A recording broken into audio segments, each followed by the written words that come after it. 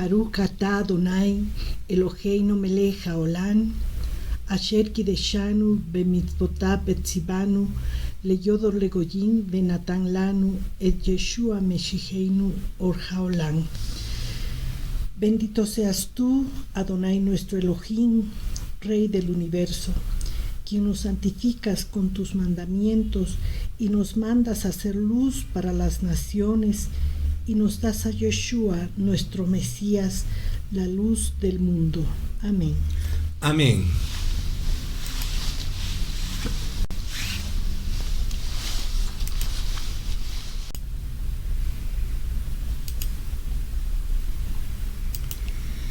Shabbat Shalom, familia. Bienvenidos a una reunión más de Casa de Oración de Encuentro con Yeshua. Hoy le damos gracias a nuestro Abba Kadosh que nos permite reunirnos una vez más para escudriñar y estudiar su bendita Torah. El día de hoy, mis amados hermanos, nos toca leer y escudriñar la porción número 20 que se llama Tetzaveh. Y Tetzaveh significa mandarás. La base bíblica está en el libro de Éxodo, Shemot 27, del versículo 20 hasta el capítulo 30, verso 10 incluido. La porción profética de esta porción Tetzaveh está en el libro de Ezequiel, capítulo 43, versos del 10 al 27. Amados hermanos, en la lectura de la Torah de la semana pasada, que se llamaba Terumá, Elohim instruyó a Moshe y a los israelitas a construir un tabernáculo, Mishkan, en el desierto. Esta semana Elohim les ordena que traigan aceite de oliva puro para la lámpara y que hagan prendas santas para los sacerdotes, para los Kohanim. En esta porción se deben hacer prendas sagradas para los sacerdotes, como dijimos. ¿Para qué? Para que puedan servir a Elohim. Uno de ellos es la coraza de juicio, del juicio que en hebreo se dice Hoshem Hamishpat. El pectoral está asociado a los Urim y Tumim, objetos utilizados para conocer la voluntad de Adonai.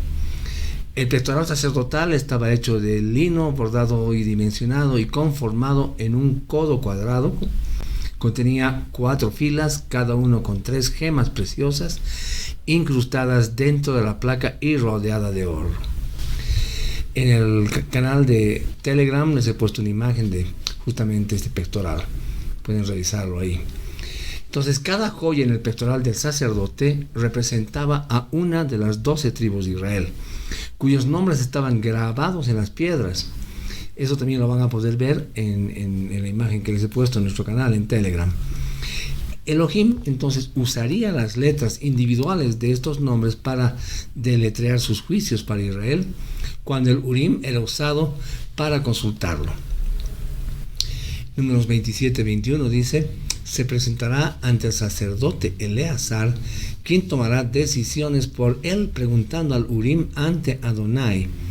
A sus órdenes, él y toda la comunidad de los israelitas saldrán y a sus órdenes entrarán. En el pacto renovado, en el Brit Hadashah, Yohanan describe también su visión de la Nueva Jerusalén, en la que las 12 piedras de los muros de la ciudad están adornadas con 12 gemas.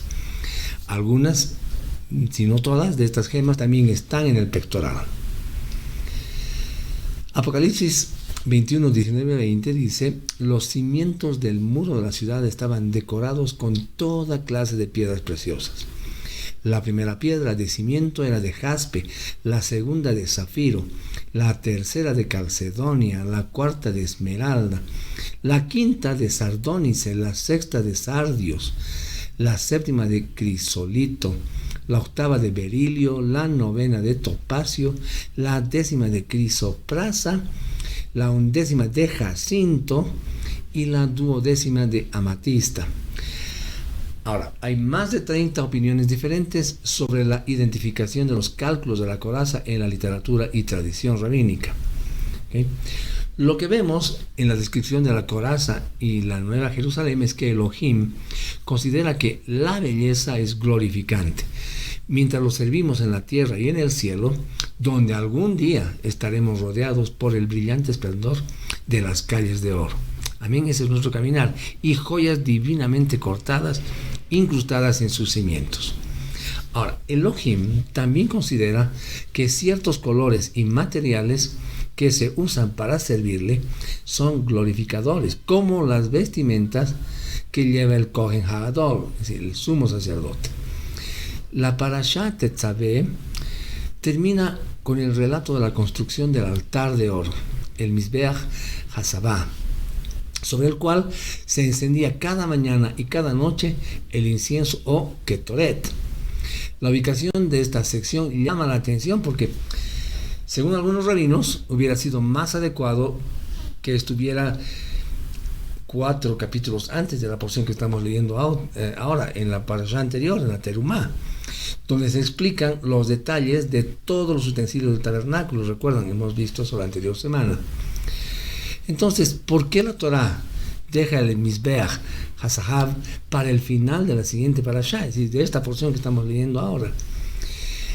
El encendido del incienso, hermanos, representa el más alto nivel de servicio a Hashem. Es como digamos, el pináculo que solo puede tener lugar cuando todo lo demás está en su lugar. La Torá alude al elevado estatus del incienso al describir al altar de oro como Kodesh HaKodashim Hu LeHashem, es decir, santísimo es para Hashem. Eso lo vamos a ver en Éxodo 30:10.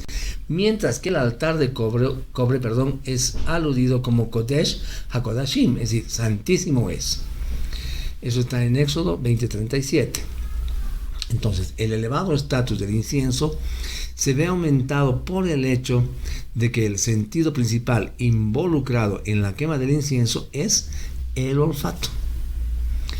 El Talmud dice, Rav Sutra Bar Tovia dijo en nombre de Rab, ¿de dónde se aprende que recitamos una bendición por una fragancia?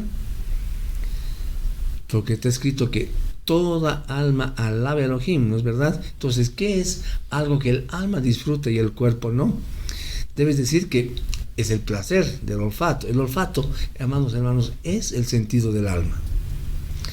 Un famoso rabino del siglo XVI, llamado Maharsha, explica que el olfato es más espiritual que los otros sentidos, porque Hashem le insufló un alma a la humanidad a través de la nariz de Adán, como está escrito en Bereshit, en Génesis 2:7, que dice: entonces Adonai, Elohim, formó al hombre del polvo de Adamá y sopló en su nariz alma de vida, y el hombre se convirtió en un alma viviente. Amén. Hermanos amados, con esta breve introducción, entonces, los invitamos a que se pongan cómodos, agarren su cuaderno, sus lápices, su Biblia, su Torah, y comenzamos a estudiar esta hermosa porción de la Torah. Amén. Entonces vamos a ir a la palabra de nuestro Abba Kadosh y vamos a comenzar la lectura de esta semana. Vamos a comenzar con el versículo 20 del capítulo 27 de Shemot. Entonces dice: ordenarás a los hijos de Israel que te traigan aceite puro de olivas machacadas para la luz y para mantener una lámpara encendida continuamente. Este aceite, hermanos, era para el alumbrado del Mishkan, del tabernáculo, y para eso debía ser puro, limpio, sin contaminación, lo que nos enseña un principio espiritual muy importante. Si queremos estar continuamente en la casa de nuestro Elohim, debemos permanecer limpios, puros y sin contaminación. Dice la Escritura en Salmos 24, leemos esto.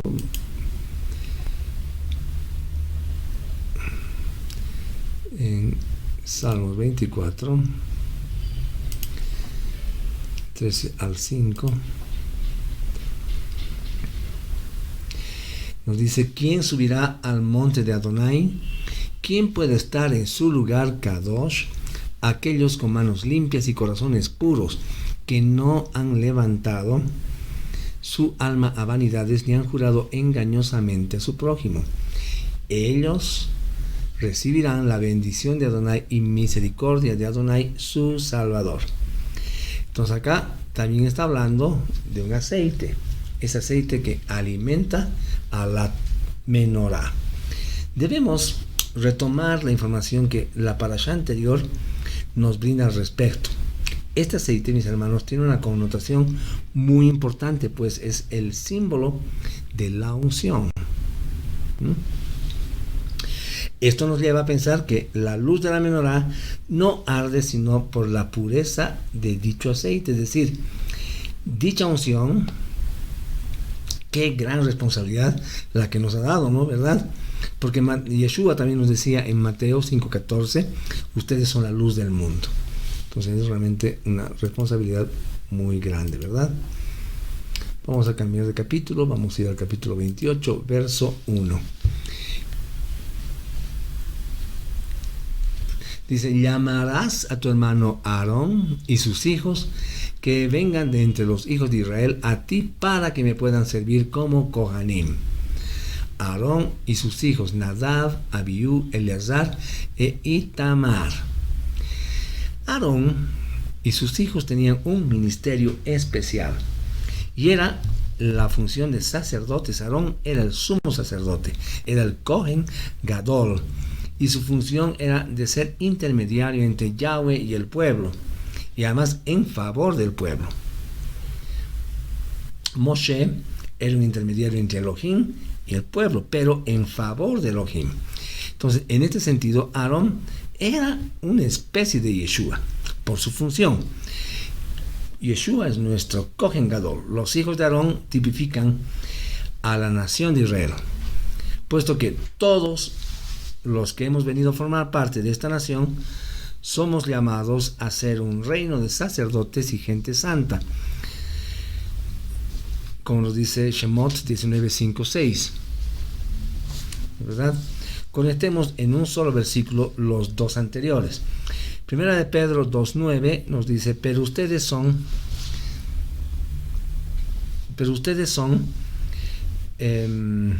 un pueblo escogido, los Kohanim del rey, una nación Kadosh, un pueblo para Yahweh poseer. ¿Por qué? Para que ustedes declaren las alabanzas del que los llamó y los sacó de la oscuridad a su luz maravillosa. Apocalipsis 1:6 nos dice, y nos hizo un reino sacerdotal para su Elohim y Padre. A él sea la gloria, la soberanía por los siglos. Amén. Continuamos. Versículo 3, 2 y 3 dice, harás para tu hermano Aarón vestiduras kedoshim para servir a Elohim que expresen dignidad y esplendor. Habla a todos los artesanos a quienes yo he dado un ruaj de sabiduría y hazlos hacer las vestiduras de Aarón para apartarlo para mí, para que me pueda servir en el oficio de Kohen, de sacerdote. Entonces acá vemos que estas vestiduras especiales hacían al Kohen Gadol, al sumo sacerdote, alguien distinguido. Es decir, que solo él llevaba estas vestiduras, las cuales traían gloria y hermosura sobre aquel que las usaba. De la misma manera, hermanos, que confería gloria y hermosura, representaba una gran responsabilidad que caía sobre sus hombros. Implicaba una vida de santidad en Kedushá, puesto que era quien ministraba en la presencia de Yahweh como sacerdote. Amén. Me voy a adelantar hasta el verso 9. Vamos a ver hasta el 12. Dice, toma 2 piedras de esmeralda y graba en ellas los nombres restantes en la otra conforme al orden del nacimiento de ellos. Un grabador debe grabar los nombres de los hijos de Israel en las 2 piedras como si grabara un sello. Monta las piedras en una montura de oro. Y pon las 2 piedras en las sombreras del efod, del pectoral, ¿no? Para traer a la mente los hijos de Israel. Aarón llevará los nombres de los hijos de Israel delante de Adonai sobre sus 2 hombros como recordatorio. Hermano, a manera representativa, Aarón llevaba sobre sus hombros, como hemos leído, los pecados de las 12 tribus de Israel. De la misma manera, si hacemos un parangón, se podría decir, Yeshua también llevó nuestros pecados sobre sus hombros. ¿Para qué? Para así poder restaurar el reino de Israel. Verso 15. Harás asimismo el pectoral del juicio. Decisión del oráculo. Obra de hábil artífice lo has de hacer conforme a la obra del efod, de oro y cárdeno y púrpura y carmesí y lino trenzado lo harás. El comentario del Humash de la Torá dice: sobre el pecho Aarón debía llevar un ornamento denominado pectoral del juicio. Y este nombre se atribuía por dos razones. Primero, porque expiaba las decisiones erróneas dictadas por las cortes de justicia, y segundo, porque el pectoral en sí emitía dictámenes claros para la nación. No olvidemos, hermanos, que la palabra juicio viene del vocablo hebreo mishpat y encierra una polivalencia en su definición. Mishpat significa veredicto, este puede ser favorable o desfavorable, ¿no? Pronunciado judicialmente, sentencia o decreto, un decreto formal. 21.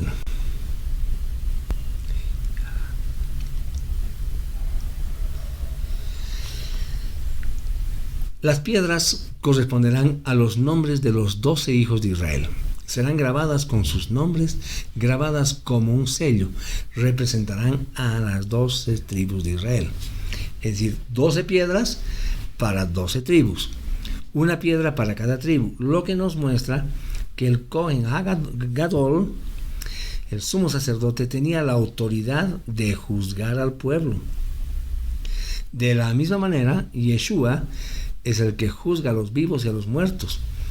Veamos unos versículos de Hechos.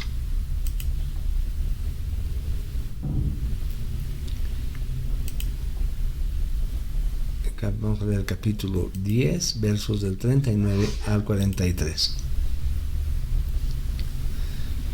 Bien. Hechos. Maaseh, capítulo 10, versos 39 al 43. Dice: en cuanto a nosotros, somos testigos de todo lo que él hizo, tanto en los campos de Yehudá como en Jerusalén. Ellos lo aniquilaron colgándole de un poste. Pero Adonai le levantó al tercer día y permitió que se dejara ver, no por todo el pueblo, sino por testigos que Adonai había escogido de antemano. Esto es, por nosotros que comimos y bebimos con él después que fue resucitado de entre los muertos. Entonces nos ordenó a proclamar y dar testimonio al pueblo que este hombre ha sido designado por Adonai para juzgar a los vivos y a los muertos. Y respecto a él, todos los profetas testifican que todos los que crean en su nombre recibirán el perdón de los pecados. Amén. Amén. Además, hermanos, notamos en pasajes como este que la relevancia en el plan y la importancia de su venida gira en torno exclusivamente a las 12 tribus de Israel.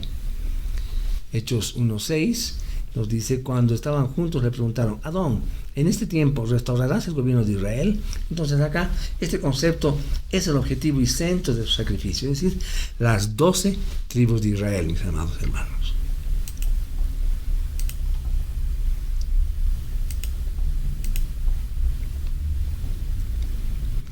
Aarón, estoy leyendo el versículo 29, llevará los nombres de los hijos de Israel en el pectoral del juicio, sobre su corazón, cuando él entre en el lugar Makon Kadosh, como un recordatorio continuo delante de Adonai.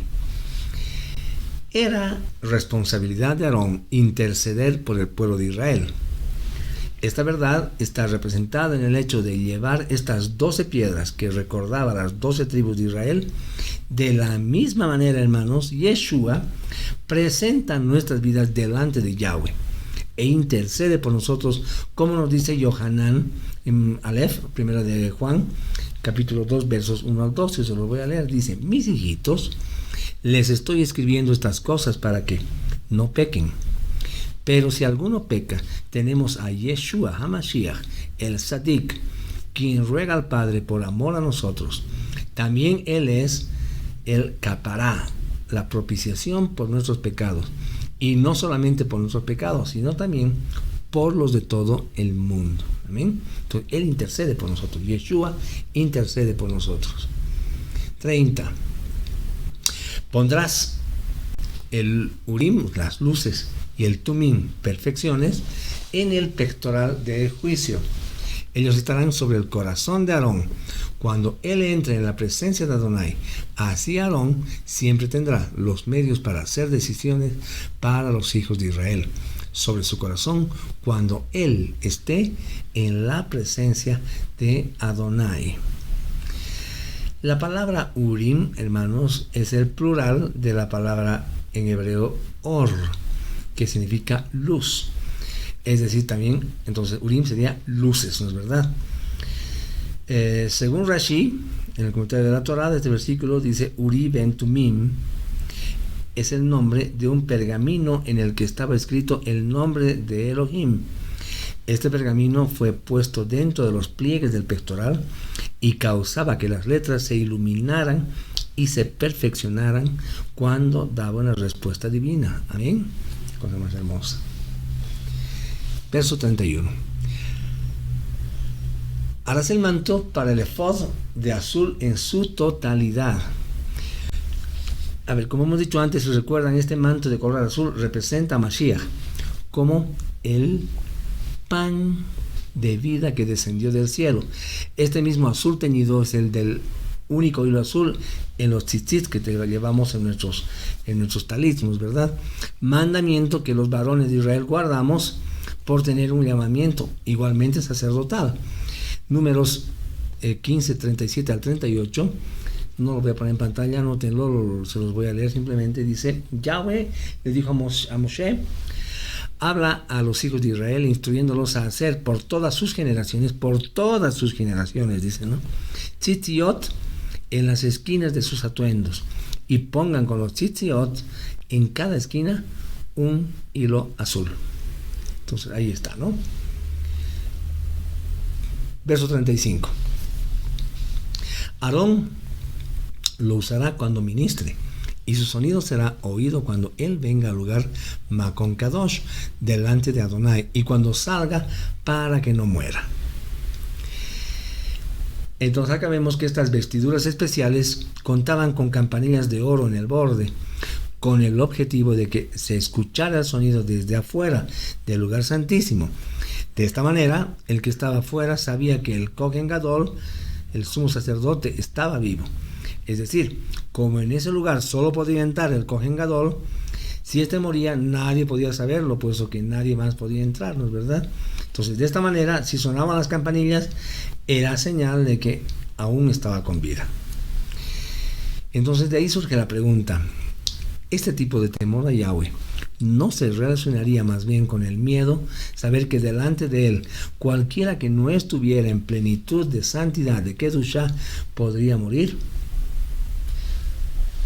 Hoy, hermanos, se ha anulado completamente este concepto al escuchar frases tales como Él es un Dios de amor. El temor se refiere a respeto y no a miedo, mis hermanos. ¿Será entonces que estos planteamientos modernos en las iglesias actuales son reales? Hermanos, como nos dice Hebreos 13:8, Yeshua es el mismo ayer, hoy y siempre. Amén. Y sabemos que Él estaba desde el principio, como nos dice Yohanan 1:1. Harás un ornamento de oro puro y graba en él como en un sello, apartado para Adonai. En la frente del Kohen Gadol había una lámina de oro con un mensaje especial que le recordaba a él mismo y a los demás la responsabilidad que él tenía. Este hombre estaba consagrado única y exclusivamente para Yahweh. La palabra consagrado en hebreo es Kodesh, del Strong en hebreo 69:44, y quiere decir como una cosa dedicada, lugar sagrado, santificar, santidad, santísimo, santo, santuario. Por lo que entendemos entonces que esta persona era además un santuario viviente, ¿no es verdad?, de la presencia de Yahweh. Rab Shaul, el apóstol Pablo, nos dice en Efesios capítulo 1 versos 13 y 14, nos dice: en él también ustedes, habiendo oído el mensaje de verdad, la buena noticia de su salvación, y habiendo creído en él, fueron sellados con el espíritu de santidad que se había prometido, que es la garantía de nuestra herencia para la redención de lo adquirido, para la alabanza de su gloria. Amén. Lo que nos muestra que el Ruach HaKodesh, el espíritu de santidad, representa entonces un sello para nosotros, ¿no es verdad? Por otra parte, Apocalipsis 7, iremos ahí. Apocalipsis capítulo 7, versos del 1 al 4. Leamos qué nos dice. Después de esto vi 4 malachim, ángeles, en pie en los 4 ángulos de la tierra, sujetando los 4 vientos, para que no soplara viento sobre la tierra, ni sobre el mar, ni sobre ningún árbol. Vi otro malach, otro ángel, viniendo desde el este con un sello del Elohim viviente, y le gritó a los 4 malachim, a los que se les había dado poder para dañar la tierra y el mar: no dañen la tierra, ni el mar, ni los árboles, hasta que hayamos sellado los siervos de nuestro Adonai en sus frentes. Amén. Y oí cuántos eran el número de los sellados: 144,000 de todas las tribus de los Bené Israel, de los hijos de Israel. Entonces está claro que son 2 grupos diferentes. En el primero se declara un número fijo y preciso, los 140,000 sellados, mientras que en el segundo se habla de un número indeterminado, una multitud incontable. Entonces del primer grupo se dice explícitamente que tiene el sello de Elohim, no así del segundo, al menos no explícitamente, ¿verdad? Entonces se podría hablar de sellos o señales diferentes. Apocalipsis, vamos a ir a 9, del 2 al 4. Dice: abrió el pozo del abismo y subió humo como el humo de un enorme horno. El sol fue oscurecido y el cielo también por el humo del pozo. Entonces del humo de la tierra salieron langostas, y les fue dado poder, como el poder de los escorpiones que tienen en la tierra. Fueron instruidos no dañar la hierba de la tierra, ninguna planta verde, ni ningún árbol, sino solamente a la gente que no tenía el sello de Adonai en sus frentes. Entonces, esto nos dice que sufrirían juicio solo los hombres que no tengan el sello de Elohim en sus frentes. Otros textos a tener en cuenta, por ejemplo, son 2 Timoteo 2:19, anótenlos, yo se los leo, que dice, 2 de Timoteo 2:19, dice: a pesar de todo, el sólido fundamento de Elohim queda firme, teniendo este sello: Yahweh conoce a los que son suyos, y apártese de iniquidad todo el que invoca el nombre de Yahweh. Ojo. 2 de Corintios 1:21-22 nos dice: y Elohim es el que nos confirma con ustedes en el Mashiach, y el que nos ungió es también quien nos ha sellado y ha puesto como garantía el Espíritu en nuestros corazones. Amén.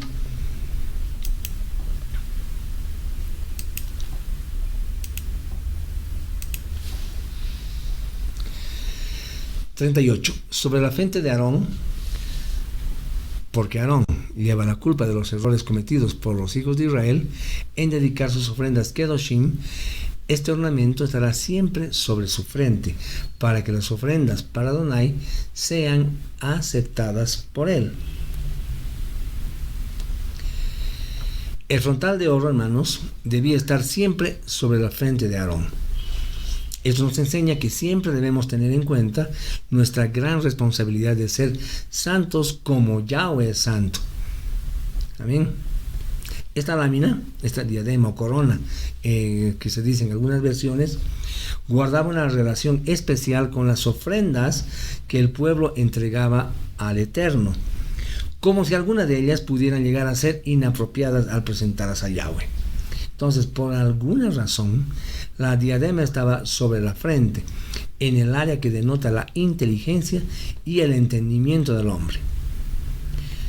Lo que entonces nos permite entender y comprender la íntima relación que guarda la ofrenda y el entendimiento, que no traemos acerca de dicha ofrenda. No ofrendemos, hermanos, por ofrendar. Debemos saber plenamente qué, por qué y cuándo dar nuestras ofrendas, hasta llegar al nivel más alto de obediencia. Romanos 12:1 nos dice, así que, hermanos, les ruego por las misericordias de Elohim que le ofrezcan sus cuerpos como sacrificio vivo, consagrado y agradable a Yahweh, como su servicio racional. Amén. Mira el 41. Con ellas viste a Aarón y a sus hijos, luego úngelos, los inauguras y los dedicas como Kadosh, para que ellos me puedan servir en el oficio de Cohen. El llamado a Aarón no solo lo involucraba a él, sino también a su familia. Entonces, de la misma manera, hermanos, sucede hoy con todos aquellos que decidimos seguir a Yeshua como nuestro Mashiach. Somos llamados a ser sacerdotes y gente santa. Entonces, si hemos entendido que esto es en primera instancia cuestión de un linaje, toda nuestra familia tiene dicha oportunidad para servir a Elohim. Amén. Como decía Josué, pero yo y mi familia serviremos a Adonai. Amén. Amén. 29:4.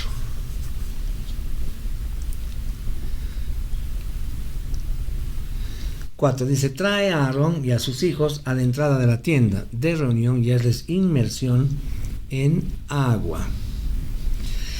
Acá estamos en presencia de otro objetivo que tiene el Tevilá, el de ser requerido al comenzar a ejercer un ministerio para el que Yahweh nos ha llamado.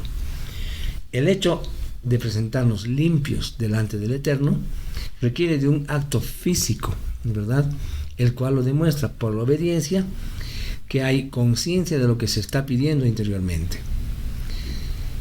Tehillim 26:6, les voy a pasar una canción hermosa que se llama justamente Salmo 26 y habla de lavaré en inocencia mis manos y así andaré en torno a tu altar, oh Yahweh. Lavaré, entonces dice, en inocencia mis manos. Qué hermoso versículo.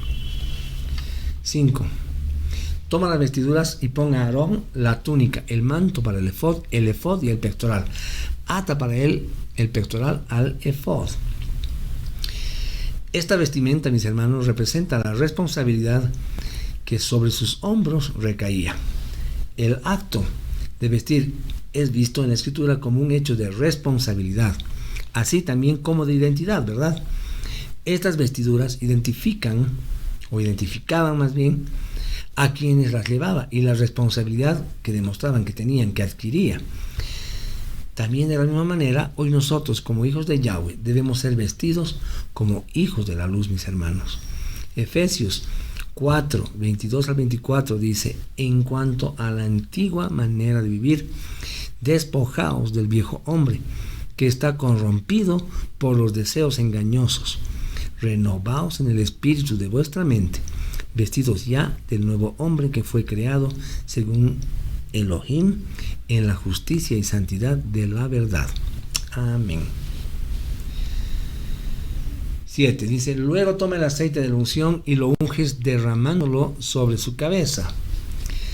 Hermanos, el aceite es representación del Ruach HaKodesh, del Espíritu de Santidad. Sin el Ruach de Yahweh no podemos lograr nada que realmente satisfaga a Elohim. Yohanan capítulo 15, versos 4 y 5 nos dice: permaneced en mí y yo en vosotros. Como el pámpano no puede llevar fruto por sí mismo si no permanece en la vid, así tampoco vosotros si no permanecéis en mí. Yo soy la vid, vosotros los pámpanos. El que permanece en mí y yo en él, este lleva mucho fruto, porque separados de mí nada podéis hacer. Entonces, cualquiera de nosotros, hermanos, podría pensar que este pasaje de Yohanan, de Juan, está hablando de cualquier otra cosa menos del Ruach HaKodesh, lo que nos lleva a someter nuestro pensamiento al criterio bíblico, hermanos, que al hablar del Ruach HaKodesh se está hablando del mismo Ruach de Yeshua, del mismo Ruach de Yahweh, que es el mismo Ruach de verdad, de Emet. Romanos 8:9 dice: pero vosotros no estáis en la carne, sino en el Ruach, por cuanto el Ruach de Elohim vive en vosotros, y si alguno no tiene el Ruach de Mashiach, este no es de él. Clarito, ¿no es verdad? Entonces no son espíritus diferentes. Lo que se expresa es la multiforme gracia de Yahweh, así como su omnipresencia.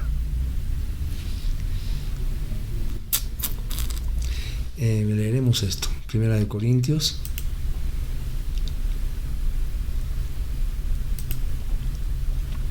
12, 7 al 11. Dice: además, a cada uno le es dada una manifestación particular del Ruach, que será para el bien común. A uno, por medio del Ruach, le es dada palabra de sabiduría; a otro, palabra de conocimiento, de acuerdo con el mismo Ruach; a otro, fe, por el mismo Ruach; y a otro, dones de sanidad, por el único Ruach. Algunos reciben autoridad de hacer obras poderosas, y otros reciben la autoridad de hablar de parte de Adonai. Otros tienen la capacidad de reconocer el Ruach HaKodesh y de descubrir a los espíritus falsos. Otros pueden hablar en idiomas desconocidos, y otros pueden entender lo que se dice en esos idiomas. Este versículo es hermoso. Y el mismo Ruach está efectuando estas cosas, distribuyendo a cada persona como Él quiera escoger. Entonces, hermanos, nunca debemos apartar nuestro pensamiento de las directrices de la Escritura como columnas de la única verdad. Yohanan 4:24 nos dice: Elohim es espíritu, es Ruach, y es necesario que los que lo adoren en espíritu y en verdad. En otra versión dice: y con sinceridad. Volvemos.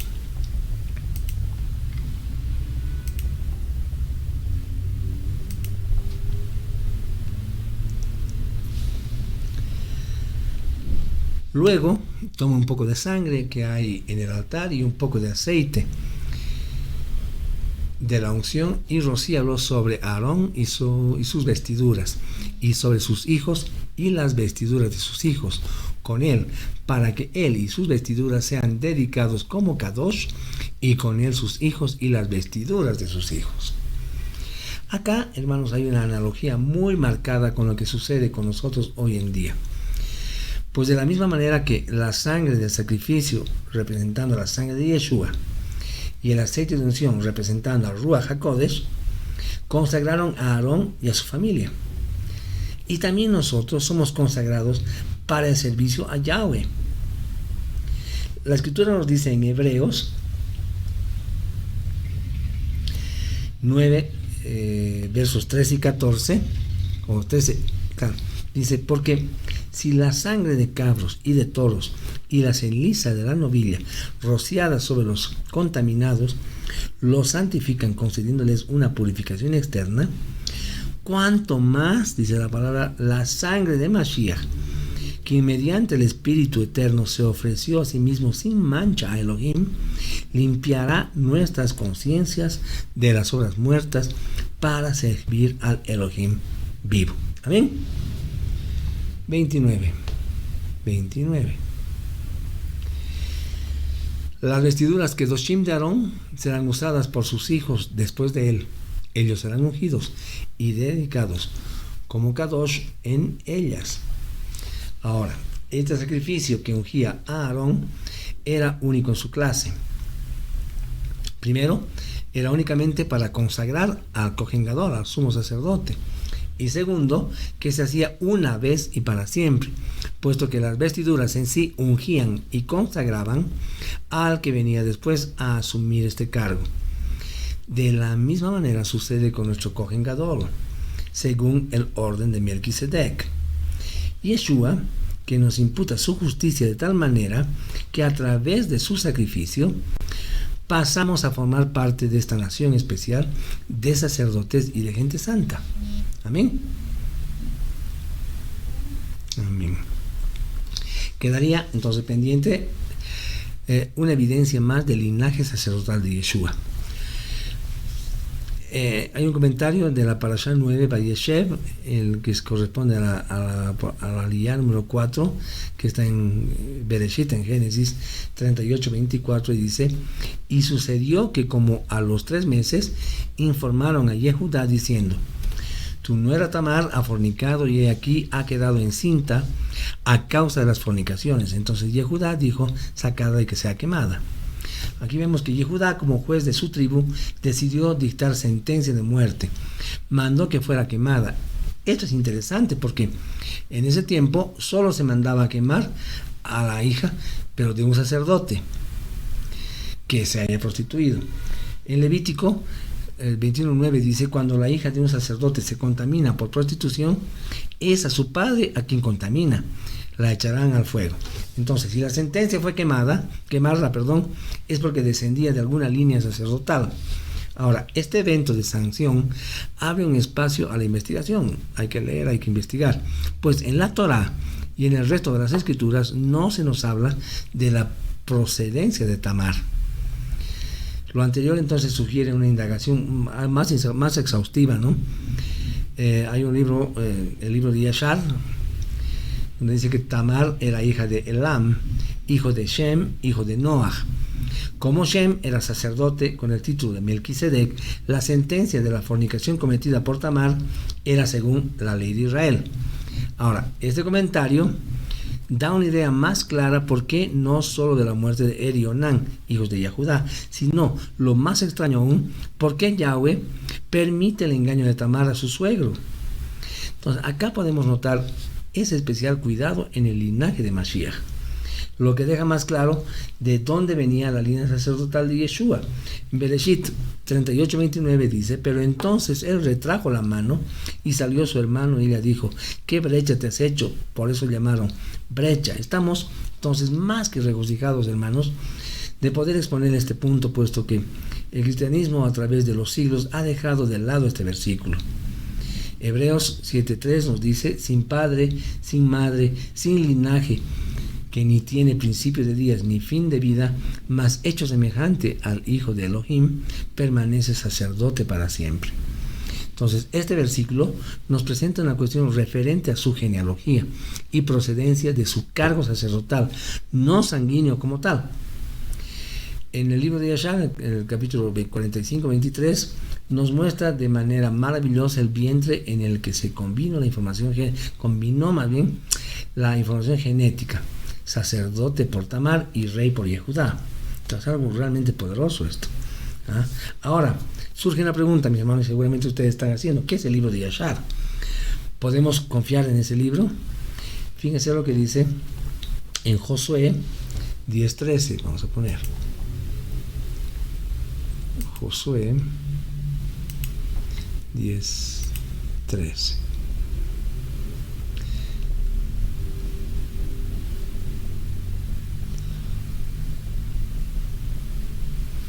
No, Josué, no jueces.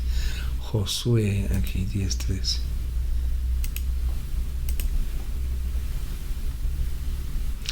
Ok, miren qué dice.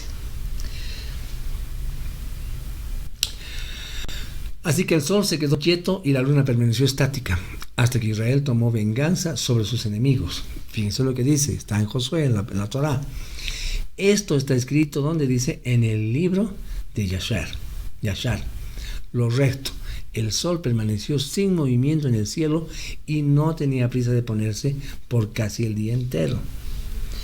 Pero veamos un versículo más. Segunda de Samuel.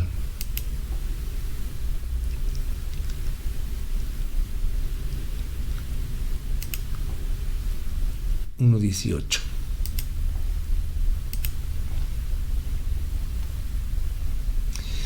Él dio órdenes de enseñarlo a los hijos de Yehudá. Este lamento, está hablando de Neche de Shaul a Jonatán, dice, está escrito ¿dónde? En el libro de Yashar, ¿no, verdad? Lo recto. Amén. Retornamos a la Torah.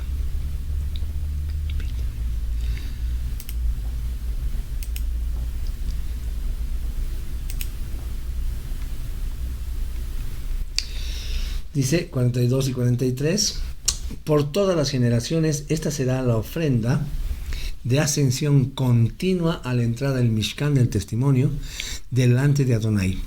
Allí es donde me reuniré con ustedes para hablarles. Allí me reuniré con los hijos de Israel y el lugar será dedicado como Kadosh por mi gloria. Amén.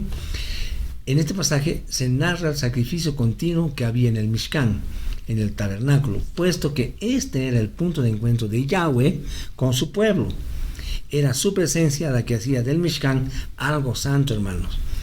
De la misma manera que Yeshua, como la manifestación más elevada de Yahweh, su imagen visible, vino y habitó entre nosotros, como nos dice Yohanan 1.14, nos decía que la palabra, la Dabar, se hizo carne y habitó entre nosotros, y nosotros, dice la palabra, vimos su gloria, su Shekinah, su presencia, ¿no es verdad?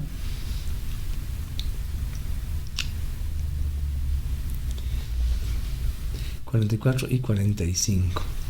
Yo dedicaré como Kadosh el Mishkan del testimonio y el altar. Asimismo yo dedicaré como Kadosh a Aarón y sus hijos para servirme en el oficio de Kohen. Yo habitaré entre los hijos de Israel y seré su Elohim. Amén. Entonces es a través y por los méritos de los sacerdotes que Yahweh moraba entre su pueblo. Hoy a través de nuestro sumo sacerdote, nuestro Kohen Gadol, y por sus méritos es que somos llamados hijos de Yahweh, como nos dice Yohanan 1.12. Nos dice, más a todos los que recibieron, aquellos que ponen su confianza en su persona y su poder, Él les dio la potestad de convertirse en hijos de Yahweh, ¿verdad? Y un Yehudim de nacimiento confirma que Yeshua es su Elohim. Hay un versículo hermoso que está en Yohanan, en Juan 20:28, que dice, Tomás les respondió, mi Adón y mi Elohim. Amén. Pasamos al capítulo 30 y vamos a leer versos del 6 al 7. Dice, ponlo delante de la cortina junto al arca para el testimonio, delante de la cubierta del arca que está sobre el testimonio, donde yo me reuniré contigo. Aarón quemará incienso fragante sobre él como aroma placentero todas las mañanas. Él lo quemará mientras preparará los corderos. Amén. Este altar, hermanos, era el lugar en que se quemaba el incienso. Era responsabilidad de Aarón quemar incienso allí cada mañana. El incienso representa las oraciones de los santos. En esta búsqueda incesante de nuestro Mashiach a través de las palabras proféticas de la bendita Torah, podemos dar mayor relevancia al momento en que el Kohen Gadol presenta entonces ese incienso en el altar de oro. Nuestra mente con facilidad podría pensar que solo faltaría un elemento, la mirra, como parte de los regalos que le fueron presentados a Yeshua al nacer, por aquellos que sabían que era el futuro rey de Israel y rey de reyes, ¿verdad? Eso lo vemos en Mateo 2:11, cuando nos habla que esos sabios encontraron la casa, ¿no? y hallaron a Miriam, su mamá, y se arrodillaron delante de Yeshua y le trajeron regalos como oro, incienso y mirra, ¿no? Este componente, entonces la mirra, era usado en la elaboración del aceite para consagrar, una mezcla única utilizada por Aarón y sus hijos sacerdotes y usada específicamente en la carpa de reunión junto con los utensilios sagrados. Es decir, era exclusividad, era exclusivo para ese uso.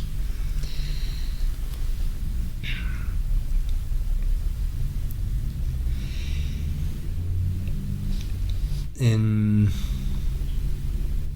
Shemot 30, 22, 23, Éxodo 30, 22, 23 nos dice, vamos a ir ahí, 22, 23. Elohim dijo a Moshe: tomas las mejores especies, 500 shekels de mirra, 12,5 libras, la mitad de esa cantidad de canela aromática, 250 shekels de caña aromática. Todo en torno al altar de oro.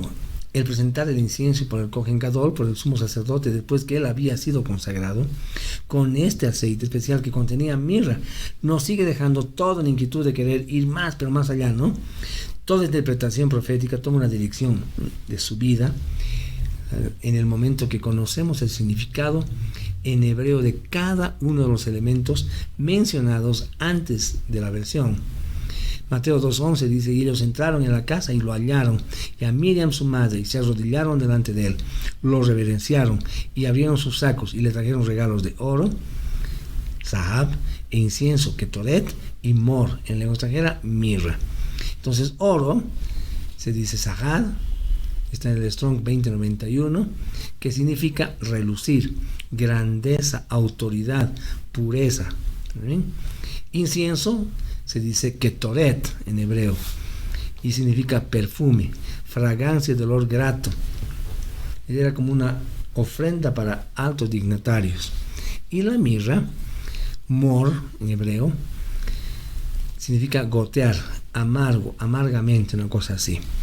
Entonces, más bien literalmente sería como gotas de amargura. Ahora, sí podemos tener, hermanos, un mejor cuadro de este momento en el que el sumo sacerdote representaba constantemente, día a día y ofrenda tras ofrenda, al Mashiach sufriente. En el tercer elemento que faltaba aclarar, ¿no?, era la amargura que goteaba en el Mesías Yeshua, cuando nos dijo en Mateo 26, 38 y 39, dice: una tristeza mortal está sobrecogiendo mi alma, decía Yeshua. Quedaos aquí y velad conmigo. Y yendo un poco más adelante, cayó sobre su rostro y llorando dijo: Padre mío, si es posible, pasa esta copa, pero no como yo quiero, sino como tú. Es decir, eran gotas de amargura, ¿no?, que él estaba sufriendo en ese instante. Vamos a volver al 39. Y dice: no ofrecerás incienso extraño sobre él, ni ofrenda de ascensión, ni ofrenda de grano, y no verterás ofrenda de libación sobre él. Este pasaje, mis hermanos, nos enseña que ningún incienso ni sacrificio extraño podía ofrecerse en el altar. La palabra aquí para extraño, para profano, en hebreo se dice zara, con z, zara, y significa extraño, ajeno, fuera, extranjero, etc., ¿no? De igual manera, mis hermanos, podemos aplicar esta instrucción de nuestra vida de oración y obediencia a la Torah, pues ya no somos extraños ni extranjeros, sino que ahora somos su pueblo y un reino de sacerdotes y gente santa. Amén. Entonces, hermanos, no olvidemos que para participar de la cena de Pesach debemos estar sumergidos en el nombre de Yeshua HaMashiach, y esto nos hace ser parte indivisible del pueblo de Israel. Amén. Y con esto, hermanos amados, habríamos concluido la porción de esta semana, recomendándoles, motivándolos a que revisen este video, lo paren, tomen en cuenta sus apuntes, vuelvan a leer la porción. Es una porción hermosa y con toda seguridad nuestro Abacadosh les va a revelar muchas cosas más. Con nosotros será hasta el siguiente Shabbat, si Elohim así lo permite, en tanto que la bendición de nuestro Abacadosh descienda sobre ustedes, que su palabra sea luz a nuestro caminar durante toda esta semana, que tengan una semana bendecida y no se suelten nunca de la mano de nuestro Abacadosh. Será entonces hasta la siguiente semana. Bua Top familia.